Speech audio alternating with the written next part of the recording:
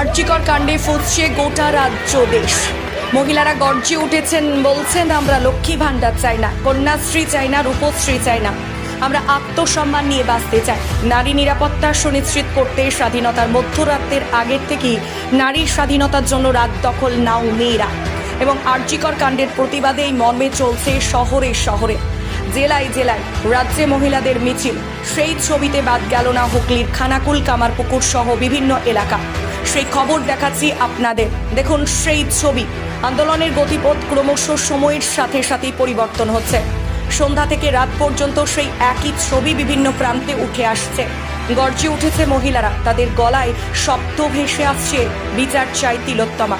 খানাকুলের ছবিটা দেখাচ্ছি, দেখুন কাতারে কাতারে মহিলারা প্রতিবাদে নেমেছেন রাস্তায়। এদিন খানাকুল বাসস্ট্যান্ড সহ বিভিন্ন খানাকুলের এলাকায়, যেমন রাজহাটিতেও সেই একই ছবি দেখা গেল। অন্যদিকে গোঘাটের কামারপুকুরের ছবিটা তুলে ধরছি, দেখুন হাজারে হাজারে মহিলারা জাতীয় পতাকা হাতে নিয়ে মিছিল করে, প্রতিবাদের পোস্টার হাতে নিয়ে স্লোগান দিচ্ছেন, আমরা আরজিকর কাণ্ডের বিচার চাই। বিষয়ে আর কি জানা যাচ্ছে বিস্তারিত রইল আপনাদের জন্য, দেখতে থাকুন নিউজ বাংলা দিশা। দেবনাথের হত্যার প্রতিবাদে আমরা একটা মৌন মিছিলের আয়োজন করেছিলাম। We want justice.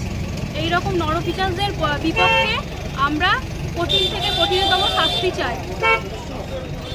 আরজি করে যে নৃশংস ঘটনা ঘটেছে তার প্রতিবাদে আমরা মৌন মিছিল বের করেছি। খানাকুলের মানুষও প্রতিবাদ করতে জানে, এটাই তার প্রমাণ। একটা কথাই বলতে চাই, নারীরা কোনো ভোগ্য বস্তু নয়, নারীরা কাম চরিতার্থ করার কোনো বস্তু নয় যে তাকে দেখলেই লালসা জেগে উঠবে। যত সহজে মানুষের লিঙ্গ জাগে, তত সহজে কেন মেরুদণ্ড জাগে না?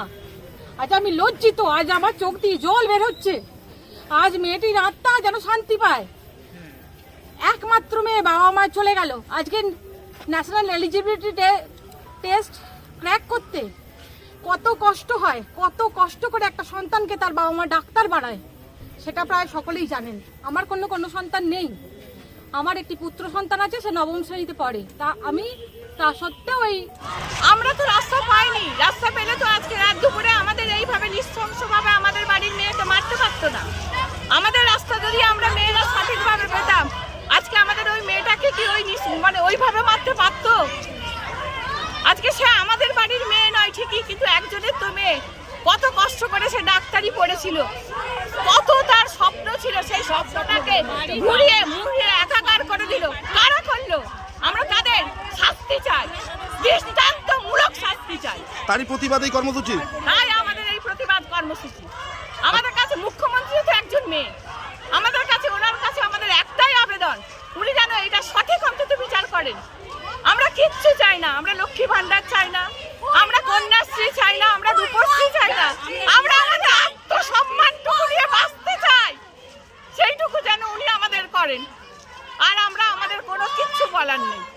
আপনার নাম দিদি? আমার নাম সুলভা সূত্রধর। কি করেন আপনি?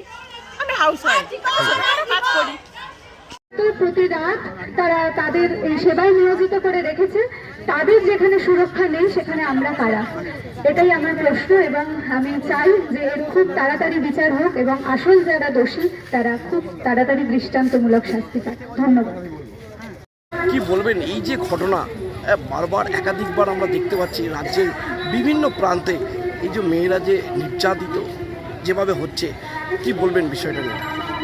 বিষয়টা নিয়ে যেহেতু আমরা তো রাস্তাঘাটে যেখানে খুশি মানুষের ওপর তো মেয়েদের ওপর তো কোনো মেয়েদেরকে মেয়ে হিসেবে আর মানুষ হিসেবে গণ্যই করা হয় না, তো নিশ্চয়ই কিছু ল বা কিছু তো আমাদের সমাজের প্রবলেম রয়েছে, নাহলে আজকে এই অবস্থা কেন? ইভেন আজ এগুলো তো ছোটোখাটো হাত দেওয়া এগুলো তো চলতেই থাকে, বাট এটা কি ভাবা যায় যে একটা অন ডিউটি ডক্টর 36 ঘন্টা ডিউটির পর সে পড়াশোনা করতে গিয়ে রেস্ট নিতে গিয়ে তাকে ধর্ষণ করে খুন করা হবে? এটা তো এর থেকে নিকৃষ্টতম ঘটনা সমাজের হতে পারে। এটা কেন হচ্ছে?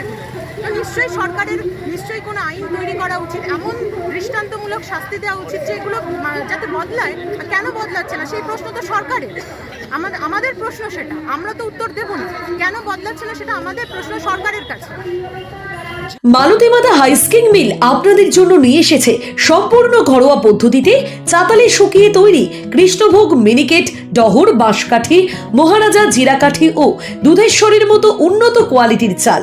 মালতী মাতা হাইস্কিং মিলে প্রোপাইটার পবন নন্দী ও জীবন নন্দী। ঠিকানা সুপারা, চাদুর, আরামবাগ, হুগলি। যোগাযোগ নম্বর 7432074210 অথবা 8972452835।